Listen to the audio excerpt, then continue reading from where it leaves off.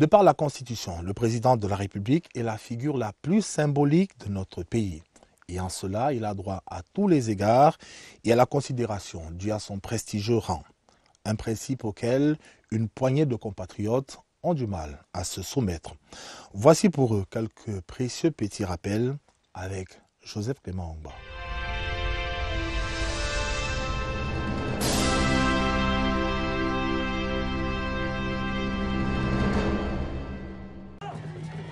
Le 11 juillet 2021, le président de la République accompagne son épouse, Mme Chantal Biya, quitte Yaoundé pour un séjour privé en Europe. Le dernier séjour du président Biya hors des frontières nationales, datant de novembre 2019, lorsqu'il participe au Forum de Paris sur la paix. Cela fait donc près de 2 ans. 2 ans au cours desquels le chef de l'État s'attelle à conduire la barque Cameroun qui vogue à travers les eaux troubles de la gestion de la riposte nationale contre la Covid-19, la gestion de la crise sociopolitique des régions du Nord-Ouest et du Sud-Ouest, la veille sécuritaire, jour et nuit dans l'extrême Nord, la préparation de la Coupe d'Afrique des Nations de football, dont le Cameroun est terre d'accueil dès janvier 2022, les audiences accordées aux envoyés spéciaux et émissaires de ses homologues, les chantiers économiques et infrastructurels, les dossiers des réformes au sein de la CEMAC, etc. 2 ans après, une certaine diaspora estime que Paul Biya n'a toujours pas droit à un moment de répit. Aussi prend-elle sur elle de perturber son séjour, distillant des discours haineux, profanant l'image de son pays, de ses institutions et des personnes qui les incarnent. Mieux informée de la situation au Cameroun, de la nature de son système politique, de la légitimité de son président, les autorités helvétiques interdisent la manifestation du 17 juillet 2021. C'est une réaction normale face à une situation dont la gravité a été relevée. Dans tout État organisé, lorsque l'ordre public est attaqué ou menacé, les autorités se préoccupent de le rétablir. Les troubles à l'ordre public, les menaces à la tranquillité des gens, les atteintes à la sécurité des personnes et des biens sont encadrés et réprimés. L'apocalypse promis à Paul Biya a donc tourné court, malgré l'aveuglement de ces extrémistes. Aussi paradoxal que cela puisse paraître, Paul Biya, c'est lui-là même qui libéralise le paysage politique camerounais en y introduisant le multipartisme en 1991 qui met fin à la censure des journaux dont la liberté de ton est inégalée, qui accorde le droit de vote aux Camerounais de l'étranger, une première dans l'histoire de notre pays, qui dote le Cameroun d'une forme originale de décentralisation avec un système répondant aux spécificités camerounaises. Paul Biya est donc l'objet d'un tissu de mensonges, avec des contre-vérités se situant aux antipodes des idéaux de tolérance et de paix qu'il a toujours prônés. Élu en 2018 par plus de 71% de Camerounais, ceux du pays et de la diaspora, comme président de la République, Paul Biya exerce une fonction entourée de toute sa légalité et de toute sa légitimité. Ne l'oublions pas. La Suisse est un pays ami avec lequel le Cameroun entretient d'étroites et fructueuses relations diplomatiques et qui abrite de nombreuses organisations internationales dont notre pays est membre. Certes, des compatriotes ont tenté d'outrager et d'offenser le président Biya, mais cela ne remet pas en cause ni son aura, ni sa haute stature, ni sa respectabilité. Dans les 4 coins du Cameroun, l'indignation se mêle à la réprobation. Dans les partis politiques, toutes obédiences confondues, l'on dénonce. Quand le chef d'État du Cameroun se déplace, il porte toujours la casquette de président de la République du Cameroun, avec tous les pouvoirs qui lui vont. Alors, il ne me viendrait pas du tout à l'idée d'accepter une quelconque manifestation désobligeante à son égard, surtout à l'étranger. Non seulement nous manquons de respect à Paul Biya, mais nous manquons de respect au président de la République du Cameroun. Nous avons le droit de déshonorer notre pays. Ça commence à en faire un peu trop. Il faut les traiter comme tels. Vous ne pouvez pas quitter votre pays pour aller faire le désordre dans un autre pays, disant que vous faites de la démocratie. répondre que c'est la démocratie. C'est quelle démocratie? Nous sommes un pays indépendant. Nous avons notre territoire. Nous avons notre constitution. Nous avons nos règles. Si les gens veulent faire la politique, ils viennent faire ça ici. Depuis quand des Européens vont venir ici en Afrique défiler quand ils ont un problème politique chez eux? Par la voix de son porte-parole, René Emmanuel Sadi, qui signe un communiqué de presse, le gouvernement rappelle que le président de la République est le chef de l'État. C'est une institution consacrée. Le président, dans le contexte actuel, il doit se sentir aimé par son peuple. Et il est temps que les gens qui continuent à dire n'importe quoi comprennent que le président de la République, c'est Paul Biya. Point final. Le président Paul Biya a été élu démocratiquement. Il est le président de toutes les Camerounaises et de tous les Camerounais, sans exclusive. Le débat sur l'élection est clos. Aujourd'hui, nous nous consacrons à la construction d'un État solidaire, prospère, fort et démocratique. Nous voulons démontrer qu'au Cameroun, la barbarie ne l'emportera pas sur l'esprit républicain et sur la légitimité institutionnelle qu'incarne de fort belle manière le chef de l'État, son Excellence Paul Biya, président national du RDPC. Comme le stipule notre Constitution, il représente cet État dans tous les actes de la vie publique. Quel que soit l'endroit où il se trouve, il a droit à des égards et mérite la considération de tous ses compatriotes. Dans le cas d'espèce, il y a des circonstances aggravantes à la charge de ceux qui ont attiré négativement l'attention sur eux à Genève. Et ceci au risque de ternir l'image de notre pays. Il s'agissait, pour les autorités helvétiques, de parer à la tentative d'invasion violente d'un établissement hôtelier où séjournait un chef d'État étranger et certainement d'autres personnalités étrangères. Imaginez un tel cas de figure au Cameroun. Il serait alors du devoir absolu des autorités camerounaises de prendre des mesures urgentes et nécessaires, promptes et adéquates pour mettre un terme à cette perturbation grave de l'ordre public. Je me suis intéressé à cette occasion, et un peu par curiosité, au Code pénal suisse. J'y ai relevé l'article 296, qui punit d'une peine privative de liberté ou d'une peine pécuniaire celui qui publiquement aura outragé un État étranger dans la personne de son chef. Dans la personne de son chef. Le droit suisse qualifie d'ailleurs ce genre d'outrage de crime ou délit de nature à compromettre les relations avec l'étranger. Donc, de nature à remettre en cause les relations diplomatiques, de coopération pacifique et amicale avec une puissance étrangère. Le Cameroun dispose d'instances pour régler pacifiquement les problèmes qui se posent. Le président Paul Biya l'a souligné à d'autres occasions. Nous passerons, le Cameroun restera.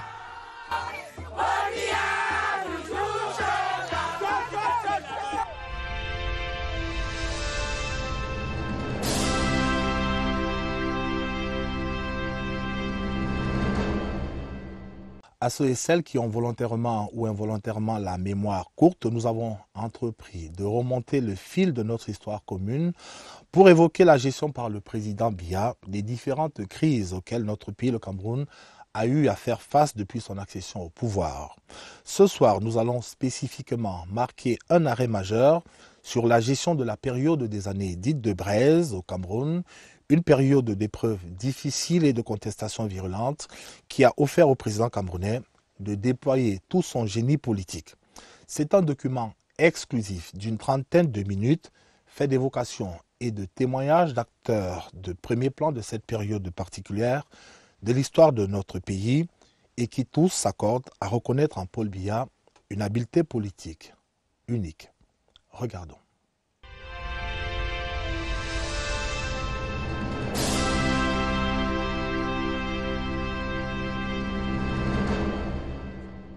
Nous sommes à la fin de la décennie 90. Le monde des idées politiques est en pleine effervescence. L'heure est à la contestation tous azimuts, à la remise en question. Des murs s'écroulent, des idées nouvelles germent, le monde entier est en ébullition. À titre personnel, En 1968, j'étais à Paris. Paris, j'avais terminé l'école polytechnique. J'étais à l'école des mines de Paris, à la cité universitaire internationale. Donc j'ai vécu l'année 68, tout ce qui a suivi.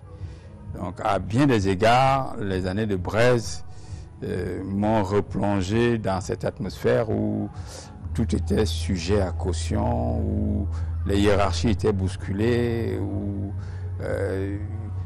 toute la vivacité, toute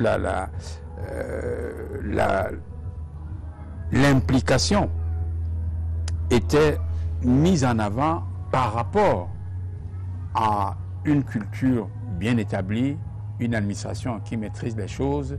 Et cela, la différence, c'est que en 68, à Paris et dans d'autres coins du monde, nous étions beaucoup plus axés sur la reconstruction du monde.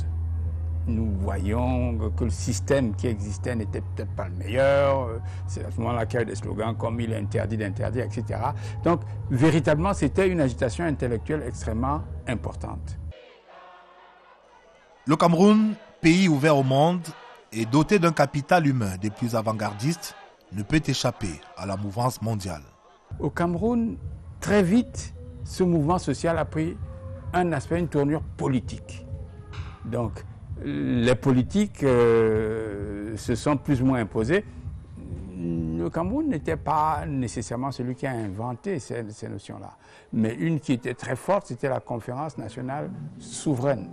Donc il s'agissait effectivement, pour ceux qui étaient impliqués, d'essayer de rebâtir, bon, d'abord de dénoncer ce que l'on considérait comme inapproprié, ensuite de reconstruire sur la base d'un grand soir, d'une assemblée qui représenterait tous les Camerounais et qui allait se mettre au travail pour faire un Cameroun nouveau.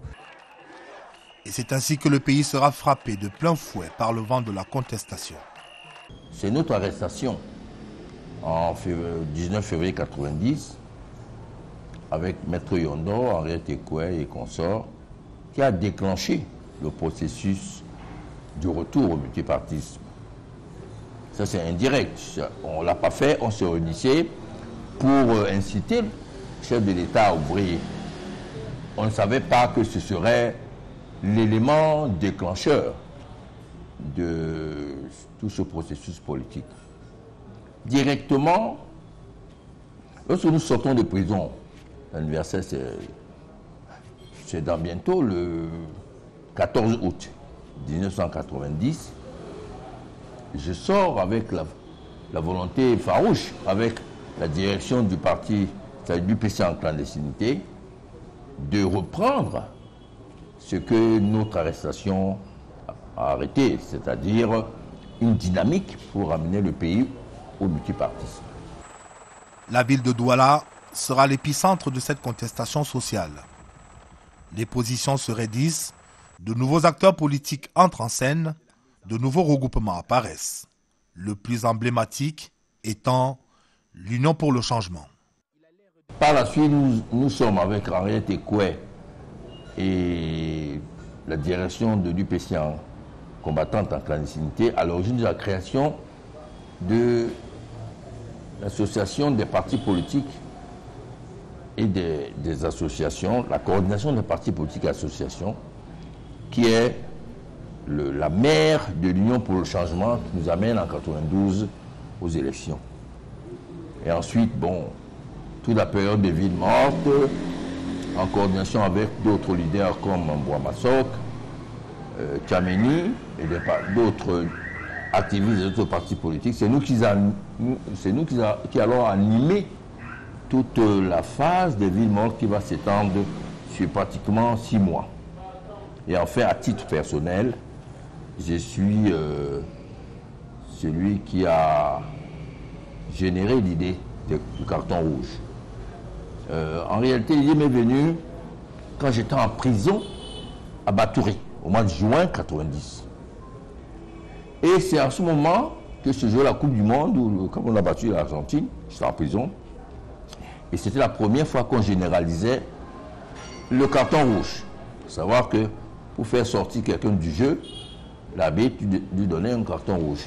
Sorti de prison, je me suis dit, bah, ça tombe bien. C'est une bonne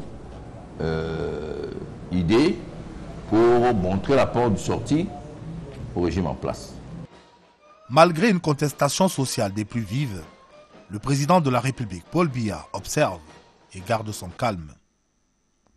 Avec méthode, il procède à une évaluation de la situation en préparant naturellement les réponses les plus appropriées pour y faire face. Le 27 juin 1991, Paul Biya rend son verdict. Et à la surprise générale, il prend le contre-pied de la rue qui gronde. Je pense que dans cette mouvance, nos compatriotes ont voulu imiter, n'est-ce pas, ce qui se passait ailleurs, parce que avec l'ère, n'est-ce pas, du temps, où il y avait eu le discours de Abol, et tout, je crois que les gens pensaient beaucoup à aller régler leurs problèmes par ce qu'ils appelaient une conférence nationale. C'est ça. Bon, globalement, je vous dis que tout ceci a été résolu quand même par ce que nous avons appelé la tripartite, que le président a savamment organisé. Je l'ai dit et je le maintiens. La conférence nationale est sans objet pour le Cameroun. Le président ne s'est exprimé que pour la première fois, que je crois que c'était en juin 91 ou quelque chose comme ça, au Parlement, pour dire que la conférence nationale est sans objet. Cette déclaration ont provoqué une réaction extrêmement forte de tous ceux qui avaient misé sur la tenue de cette conférence pour voir les choses évoluer. Il avait continué en disant « Il n'y a pas une crise de régime, il n'y a pas une crise des institutions, mais on va simplement en changer les acteurs. » Il s'en est tenu là. Une grande agitation s'est mise en place. Il y a eu des mouvements, des exactions, des démolitions, des marches, etc. Mais il s'en est tenu là. L'État, sa grandeur et sa pérennité sont pour Paul Biya les déterminants sur lesquels il ne transige pas et ne saurait transiger. La démocratisation de notre pays pose des problèmes d'adaptation. Des dérapages sont observés. Devant cette situation, vous vous êtes distingué par votre sérieux, votre maturité et votre attachement à la paix.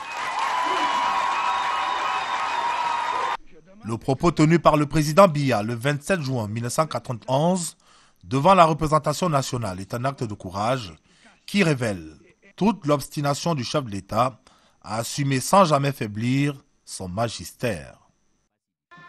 Mais il reste qu'en ces années-là, la crise à laquelle le pays fait face n'est pas seulement politique. Elle est économique aussi. Et pour beaucoup, le Cameroun n'est pas loin de la banqueroute. C'était très grave. Moi, je suis un chef d'entreprise. Et dans le temps, j'étais quand même chef d'une très grande entreprise d'assurance. N'est-ce pas? Les chiffres d'affaires ont baissé de l'ordinaire, qui ont baissé de 70%, 80%, 90%. Beaucoup d'entreprises ont fermé. Dans la constitution d'un pays, c'est tout à fait normal, un jeune pays comme le Cameroun, c'est tout à fait normal que parfois il y ait des situations de tension. Mais ce qui est important, c'est qu'il ne faut pas oublier l'intérêt général. Parce que nous faisons de la politique pour développer le Cameroun. Nous devons faire très attention. Les actions que nous posons doivent aller dans ce sens-là. Je pense que c'est que le chef de l'État, c'est un homme de dialogue. C'est tout à fait aussi un homme politique qui a une vision et qui a aussi des principes. Et quand, vous savez, c'est comme une famille, hein, et surtout, la démocratie africaine, c'est ce que je voudrais dire. Le chef de l'État, c'est le Nomgui. Le Nomgui, c'est le premier chef traditionnel. On est dans une société aujourd'hui où il faut intégrer les aspects socio-culturels. Savoir quand même que quand on a un chef, on ne le bouscule pas n'importe comment. Contre l'avis des sécurocrates, le président de la République décide au plus fort des tensions sociopolitiques de se rendre à Douala, une région paralysée par les villes mortes. La présence du président à Douala était un marqueur important. Parce que dans ces années de contestation, plus ou moins consciemment, on s'abstrait de la conduite du pays. On estime que le pays n'est plus gouverné. D'ailleurs, quand on voit des mots d'ordre qui ont été mis en avant, on ne doit plus payer les impôts, on ne doit plus payer l'électricité, ça veut dire qu'il n'y a plus de pays, parce que si vous ne payez pas les impôts, aucune administration peut fonctionner. Donc, et ensuite, on était dans une situation libertaire. Et je crois que le président Biya a dû donner des instructions fortes pour que la police et l'armée n'aboutissent pas à une confrontation avec les populations et les manifestants. On a vécu des situations, on nous balançait de l'eau avec le Mami Wata, on nous interdisait des réunions. On a quand même été un peu torturés, parce que moi, je me souviens que nous avons été arrêtés après un meeting qu'on avait fait à la salle des fêtes d'Aqua. On descendait, bon, je crois que j'avais présidé ce meeting. Et il y a eu les policiers, les gendarmes qui nous suivaient, ils nous jetaient de l'eau.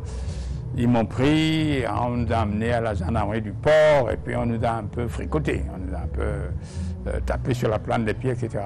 Mais il n'y a pas eu de confrontation directe ayant conduit à des morts d'hommes. Les moments qui précèdent l'arrivée du chef de l'État dans la capitale économique constituent des facteurs de grande anxiété pour les acteurs politiques locaux. La descente du président à Douala, moi je crois que c'était nécessaire, et très courageux d'ailleurs, parce que c'était comme si c'était une ville qui était complètement perdue. Alors, vous me parlez de cette descente, là moi je ne peux pas l'oublier, parce que je vous dirai tant des choses. D'abord, au sein du parti du président, la majorité de gens étaient convaincus de ne pas assister à l'accueil du président. Ça, je vous en parle en tant qu'acteur. La majorité était convaincue de ne pas participer, ne pas assister à l'accueil du président. Personnellement, vous savez, moi je suis un peu têtu quand je pense que je défends une cause noble. Hein. Personnellement, j'avais la chance d'avoir un grand frère qui était comme mon conseiller.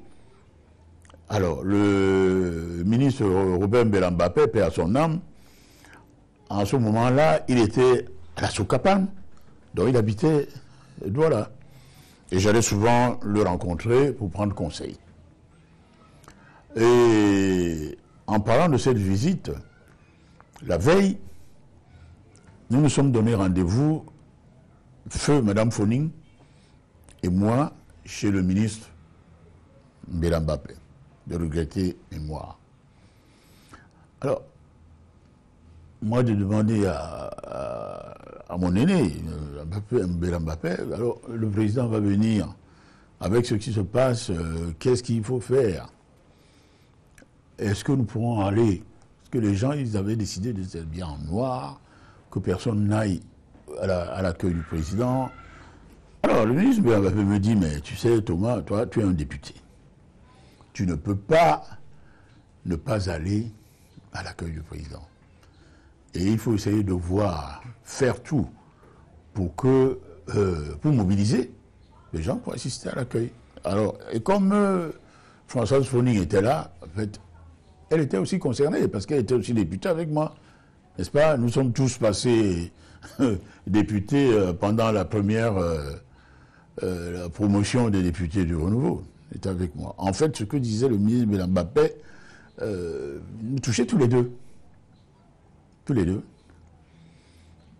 Évidemment, je suis entrefaite, je suis rentré à Daïdo et on a essayé de sensibiliser les gens courageux pour assister à l'accueil du président.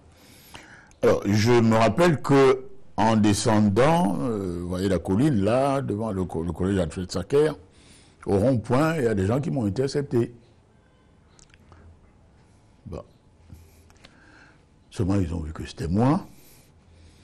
Je vous dis, hein, les gens ont vu que c'était moi et on dit, ah, il y en a qui se sont même cachés le visage, sont retirés. Mais les autres, on les arrêtait, hein. On empêchait les gens de passer. On empêchait les gens de... Je suis allé au défilé, à la réception du président.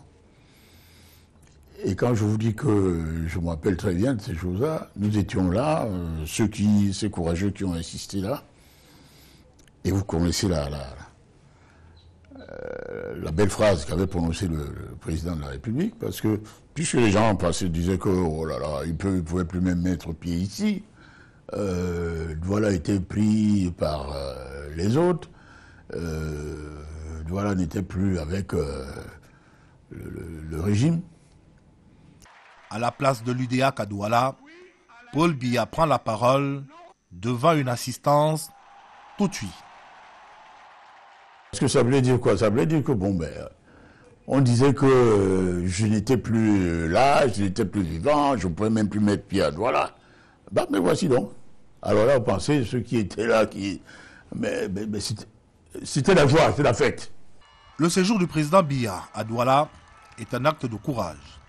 Et le chef de l'État tient à le démontrer en parcourant les rues de la métropole économique, y compris les quartiers les plus chauds. C'est sur ces entrefaites que les hauts responsables de la police, de la sécurité, je pense, parce qu'il y en a qui sont venus me voir, je crois que c'est à partir de là qu'ils ont dit, bon, mais sur cette foulée, il faut continuer. Le président, en rentrant à Yaoundé, il devait, je crois, prendre l'avion, il doit passer dans les quartiers populaires. Et là, les hauts responsables de la police m'ont approché. Honorable, c'est vous qui êtes de la ville, c'est vous qui savez comment ça fonctionne ici. Où pensez-vous que le président peut passer avec la voiture pour que les gens le voient? Vous comprenez? Alors, je peux brièvement vous dire que nous avions choisi le boulevard Amadou Ahidjo, hein, l'ancienne avenue du 27 août. Et puis, moi j'ai dit à ce haut fonctionnaire que je pense qu'il faut qu'il passe par le camp Yabassi pour bien passer vraiment entre la nouvelle que les gens voient. C'est ce qui s'est passé. Alors, il nous est revenu que des gens étaient tellement surpris, tellement étonnés que à l'intersection du boulevard de la République et de l'avenue boulevard Amadou Ahidjo, les automobilistes qui étaient surpris que ce soit le président Biya qui est en train de passer comme ça, il y a eu des accidents.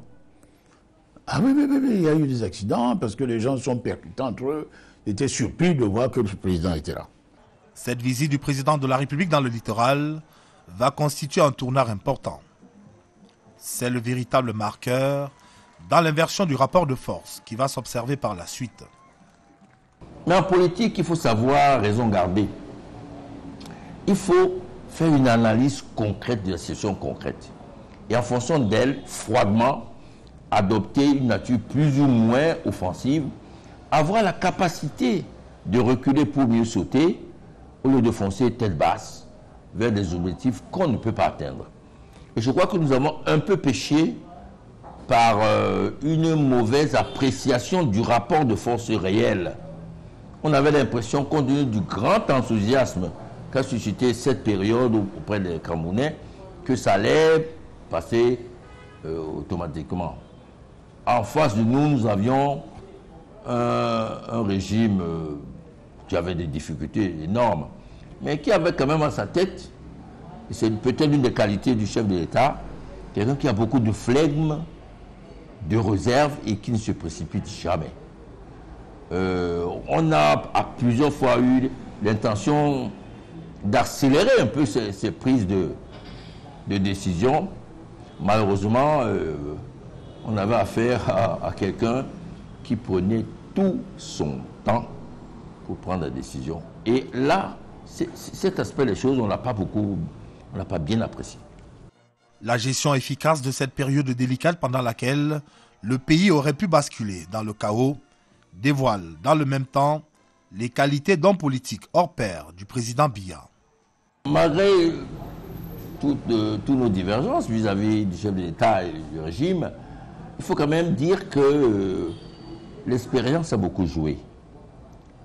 Ce n'est pas aussi aisément qu'on peut rester à la tête d'un pays comme le nôtre qui est très compliqué pendant autant d'années sans acquérir au fur et à mesure certaines expériences dans la gestion des événements. Nous n'avons pas imaginé la capacité de résilience du régime. Si le Cameroun, en 2021, jusqu'à ce jour, est debout, ça veut dire qu'il y a une distinction de leadership, cette charisme avec laquelle le président a pu gérer toute cette activité. Mais on ne peut pas féliciter le président de la République sans prendre les autres pays. Parce qu'il y en a des situations de crise dans les différents pays. Mais est-ce que ça a été géré si vous devez comparer avec notre situation? Ça a été géré, mais pas avec beaucoup de succès que le président Paul Biya a pu gérer toute cette crise. Et aujourd'hui, ici au Cameroun, il y a la stabilité, il y a la paix, malgré les petites choses qui peuvent arriver n'importe où. Le Cameroun reste debout. Le président Paul Biya, c'est quelqu'un, une de ces figures qui a apporté la libération d'expression. C'est un modèle pour l'Afrique, et pas pourquoi pas dans le monde. Dans une situation où les autres pays et les différents présidents dans les différents pays sont en train de vouloir étouffer la parole, étouffer la libération d'expression, étouffer la politique. Qu'est-ce que le président Paul Biya fait? Lui libère. Au Cameroun, il y a plus de 500 radios, stations de radio. Au Cameroun, il y a plus de 50 chaînes de télé, y compris les chaînes nationales, les chaînes internationales. Où dans l'Afrique ou dans le monde que vous pouvez voir cette genre de situation? Ça n'existait pas. Et en plus, le Cameroun, c'est le seul pays en termes de expression libre où quelqu'un, n'importe qui peut se lever, il parle à la télé ou par la radio, il insulte le président, on dit que non, c'est l'expression libre.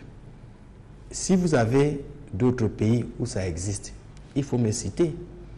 À travers l'expérience de cette période sensible de l'histoire contemporaine du Cameroun, il ne fait pas de doute qu'un certain nombre de leçons peuvent être tirées. L'échec de la tentative de mise à genoux du Cameroun pendant la période des années dites de braise est avant tout l'échec d'une stratégie. Celle d'une opposition camerounaise qui a sous-estimé la capacité de résilience du président Biya devant les épreuves. Paul Biya, dont la patience et la pondération auront été le plus grand capital. D'expérience, n'est-ce pas, nous qui vivons dans ce régime, dans cette mouvance de la politique du président, si vous voulez que je vous dise, moi je dirais que c'est un maître. Le président Biya, c'est un maître, avec, parce que ça... c'est un sage, cette pondérance qu'il a, et qui prouve que c'est quelqu'un qui est tout le temps en train de réfléchir, bien réfléchir avant de prendre une décision. Eh bien, je dirais que c'est un artiste en cette matière-là. Parce que depuis que le président de la République est là, vous savez, les crises, nous en avons eu, nous avons géré, aussi bien à l'intérieur qu'à l'extérieur. Je ne pense pas que beaucoup de présidents, beaucoup de chefs d'État auraient géré cette situation. Je pense que nous aurions déjà eu à faire même 2 guerres. Hein, 2 guerres avec l'étranger, et sans tenir compte du sang qui aurait coulé ici à l'intérieur de ce pays. Parce que, déjà, au début là, du multipartisme, je connais les situations dans lesquelles les personnes demandaient à ce qu'on tire sur certaines personnes, hein, n'est-ce pas? Sur certains hommes politiques, qu'on tire sur eux, parce que de par leur comportement. Et nous savons que le président n'a jamais approuvé ce genre de choses. Cet échec est aussi la conséquence de l'approche communautariste que certains acteurs politiques de l'opposition camerounaise d'alors ont voulu donner à leur combat. Certains inexpérimentés dans la coordination ont créé une fracture régionale dans les discours, dans les mots d'ordre, qui nous ont coupé d'une certaine manière de l'adhésion populaire de ces 3 régions qui sont autour de la capitale politique. Donc avec le recul, voilà l'un des éléments qui nous a empêchés peut-être d'atteindre nos objectifs. Et je crois qu'il faut en tirer des leçons. C'est parce que je suis surpris dans le contexte actuel que des gens s'arc-boutent ou composent, érigent leur stratégie autour du sectarisme régional. Parce que ça ne peut pas marcher dans notre pays qui est très varié et qui a une certaine histoire de nation qui se construit, qui s'oppose à des adversités extérieures. A surtout donné à voir un chef d'État déterminé mais humaniste. Un homme d'État qui, même au plus fort de l'adversité, a toujours su raison garder. Je dois quand même lui rendre hommage, malgré nos divergences, sur un point qui m'a toujours marqué. Nous avions des informations venant de certains milieux des forces de défense et de sécurité qui estimaient qu'il fallait... Le terme à l'époque, c'était extrême préjudice à certains dirigeants de l'opposition. Nous avons eu effectivement les informations que le chef d'État était catégorique sur ça. Il est hors de question qu'on s'attaque aux dirigeants de l'opposition. C'est peut-être un peu grâce à cela que nous sommes vivants aujourd'hui. Ça veut dire quoi? Ça veut dire que le président de la République dise à tout le monde, voici votre pays, vous êtes libre à dire ce que vous pensez. Ensemble, on va construire ce pays. Je ne peux pas construire ce pays en vous empêchant de ne pas parler. C'est ça le leadership. C'est ça la force d'expérience. La leçon coule de source de tous ceux et celles qui se sont amusés ces dernières années ou ces derniers mois à mettre à l'épreuve la capacité du président Biya à gérer les crises. Paul Biya a toujours su faire d'eux des proies faciles. Et l'actualité récente dans notre pays vient une fois encore d'en apporter la preuve.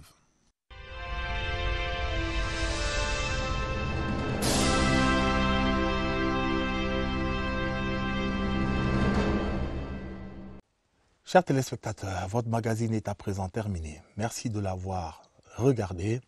Retrouvons-nous dans 2 semaines. Bonsoir.